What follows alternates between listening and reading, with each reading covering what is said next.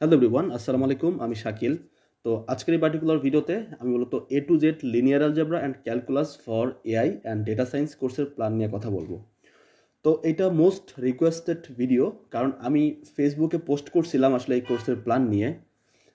প্রায় ৩,০০০-এর বেশি মানুষ কমেন্ট করছে তারা এই কোর্সে ইন্টারেস্টেড, এবং এই কোর্সটা যেহেতু কমপ্লিটলি ফ্রি, সো দ্যাট যে কেউ আসলে এই কোর্সটা কোনো প্রকার পেমেন্ট ছাড়াই করতে পারেন। ওকে, তো আমি এই কোর্সটা আসলে ইউটিউবে আপলোড করব, এবং কোর্সের কাজ অলরেডি শুরু করা হয়েছে। তো এই কোর্সটা আসলে আমরা কিভাবে করলে সব থেকে ভালো বেনিফিট পাবো, বা এই কোর্সের ভিতরে আসলে কি আছে, সেই কি থেকে আসলে আপনি কিভাবে বেনিফিটেড হবেন, এটা নিয়ে আজকে কথা বলবো। ওকে, তো আমরা যারা মেশিন লার্নিং বা ডেটা সায়েন্স ফিল্ডে ক্যারিয়ার করতে চাই, স্পেসিফিকলি ফর আর্টিফিশিয়াল ইন্টেলিজেন্স, আমাদের অনেক কমপ্লেক্স মেশিন লার্নিং অ্যালগোরিদম নিয়ে কাজ করতে হয়, অনেক ধরনের অপটিমাইজেশন প্রবলেম সলভ করতে হয়। তো এর ব্যাকএন্ডে যা কিছুই দেখবেন না কেন সব কিছু ম্যাথমেটিক্স। তো যেহেতু আমরা সবাই আসলে ম্যাথমেটিক্স ব্যাকগ্রাউন্ড থেকে আসি না, বা কম্পিউটার সায়েন্স ব্যাকগ্রাউন্ড থেকে আসি না, আর আসলেও আসলে আমাদের ম্যাথমেটিক্যাল নলেজটা আসলে অত ডেপথে থাকে না। ওকে, যার কারণে যেটা প্রবলেম ফেস করা হয় যে আমরা একটু যখন অ্যাডভান্স কাজ করতে যাই, তখন আমরা আর এগুলো ইমপ্লিমেন্ট করতে পারি না। আমি এই কোর্সে যে প্ল্যান সেটা হচ্ছে মূলত ডেটা সায়েন্স, মেশিন লার্নিং এবং এআই যে অ্যালগোরিদমগুলো আছে, এই অ্যালগোরিদমগুলো ইমপ্লিমেন্ট করতে গেলে যে আমাদের লিনিয়ার অ্যালজেব্রা এবং ক্যালকুলাসের নলেজগুলো লাগবে, এইটাকে ফোকাস করছি। ওকে, এখানে কোনো বোরিং টপিক থাকবে না যেটা আসলে কোনো ইমপ্লিমেন্টেশন নাই, বা আমাদের এখানে যে টপিকগুলো আছে সেই টপিকগুলো ব্যাপারটা এরকম না যে আপনি শুধু থিওরিটিক্যাল টপিক শিখবেন। এখানে আমি যাই রাখছি না কেন, প্রত্যেকটা টপিকই আসলে মেশিন লার্নিং কোনো না কোনো একটা অ্যালগোরিদমের সাথে রিলেভেন্ট, বা কোনো না কোনো একটা অপারেশনের সাথে রিলেভেন্ট। আপনি যদি এই কোর্সটা খুব ভালোভাবে শেষ করতে পারেন ইনশাআল্লাহ, তাহলে আপনি অ্যাটলিস্ট আপনার এই ভয়টা থাকবে না যে আমি তো অন্য ব্যাকগ্রাউন্ড থেকে আসছি, আমি কি ডেটা সায়েন্স শিখতে পারবো কিনা বা মেশিন লার্নিং শিখতে পারবো কিনা। মনের মধ্যে একটা ভয় থাকে যে আমি মেশিন লার্নিং শুরু করব, কি কি ম্যাথমেটিক্স শেখা লাগবে। তো এটা আসলে কমন একটা প্রশ্ন যে অ্যাকচুয়ালি কি শেখা লাগবে, এটা আমরা অনেকেই জানি না।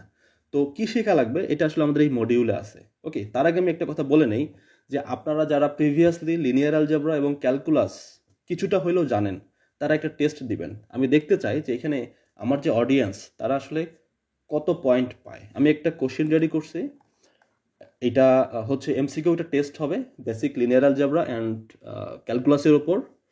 তো আপনারা দেখেন অলরেডি আসলে 750-র বেশি মানুষ অলরেডি পরীক্ষা দিয়ে ফেলছে যারা আমাদের ফেসবুক গ্রুপে আছে।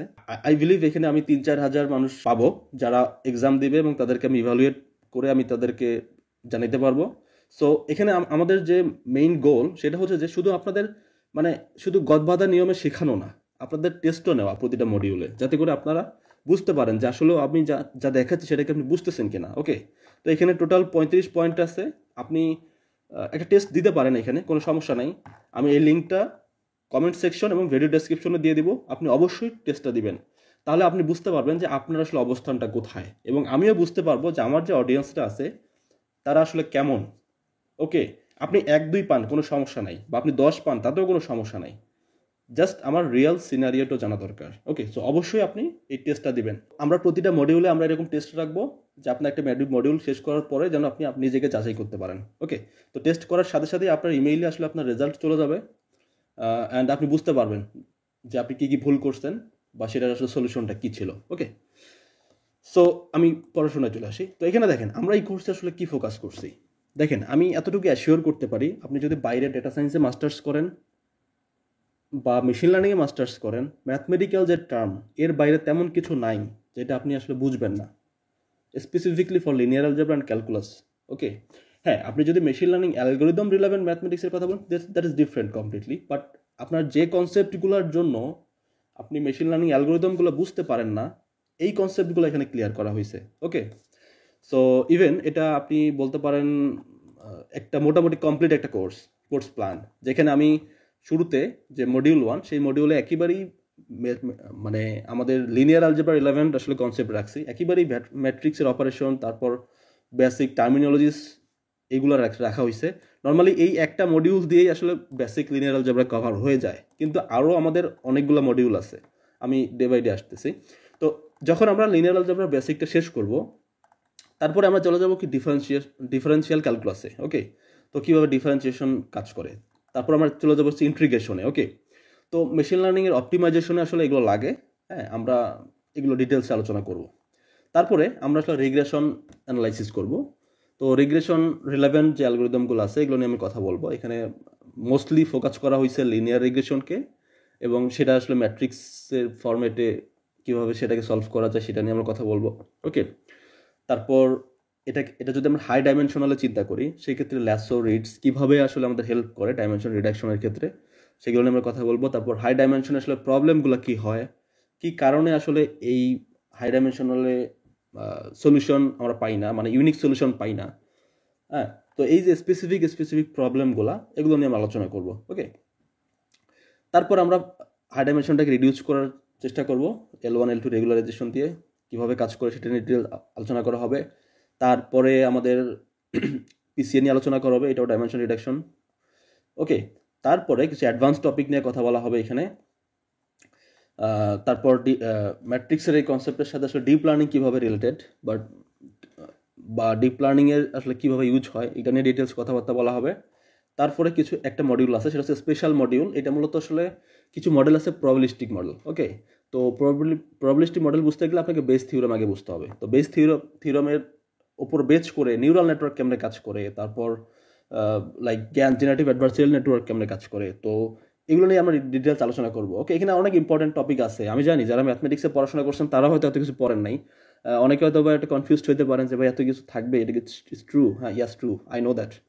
আমি যেহেতু এগুলো জানি, যেহেতু আমি জানি, সো আমি এগুলো আপনাদের খুব ইজিলি সব এক্সপ্লেইন করতে পারবো। সো অফকোর্স আমি সব কিছু কভার করবো।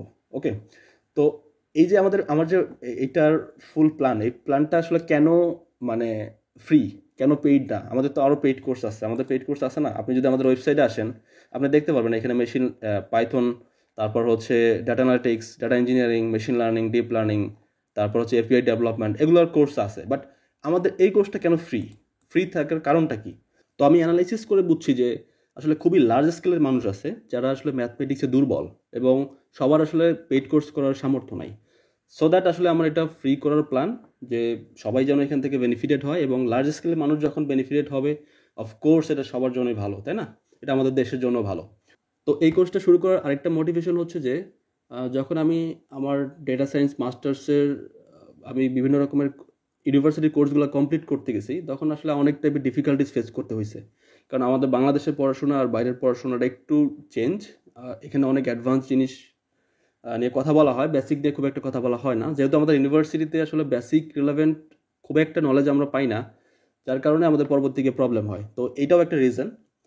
তো পরবর্তীতে যেন আর কারো এই প্রবলেমগুলো না হয়। আমাদের যে ইনিশিয়েটিভটা, এটা আপনার কাছে কেমন লাগলো এটা আপনি কমেন্টে জানাতে পারেন, এবং অবশ্যই আপনি পরীক্ষা দিয়ে কত মার্ক পাইছেন এটা আপনি কমেন্টে অবশ্যই জানাবেন, এবং অবশ্যই আপনার ফ্রেন্ডদের সাথে এই কোর্সটা শেয়ার করবেন। যখন অনেক মানুষ এখান থেকে বেনিফিটেড হবে তখনই আসলে আমার যে এই পরিশ্রমটা আসলে সার্থক হবে। কারণ এই কোর্সের মডিউল রেডি করা, ম্যাথমেটিক্যাল সব কিছু প্রেজেন্ট করা আসলে সো টাফ। আর সব কিছু জব মেনটেন করে আসলে এগুলো এতটা সময় পাওয়া যায় না, যেটাতে আসলে এত সময় নিয়ে খুব ভালোভাবে একটা কোর্স তৈরি করা যাবে। বাট আমি চেষ্টা করবো যত ভালোভাবে তৈরি করা যায়, এবং আমি এক্সামের সিস্টেম যেহেতু রাখতেছি, সো দ্যাট আমার আরও অনেক বেশি সময় দিতে হবে। সো আপনারা যত বেশি মানুষ বেনিফিটেড হবেন ততই ভালো। ওকে, তো আমি এক্সপেক্ট করবো আপনারা অবশ্যই ফ্রেন্ডসের সাথে শেয়ার করবেন এবং কমেন্টে উৎসাহ দিবেন।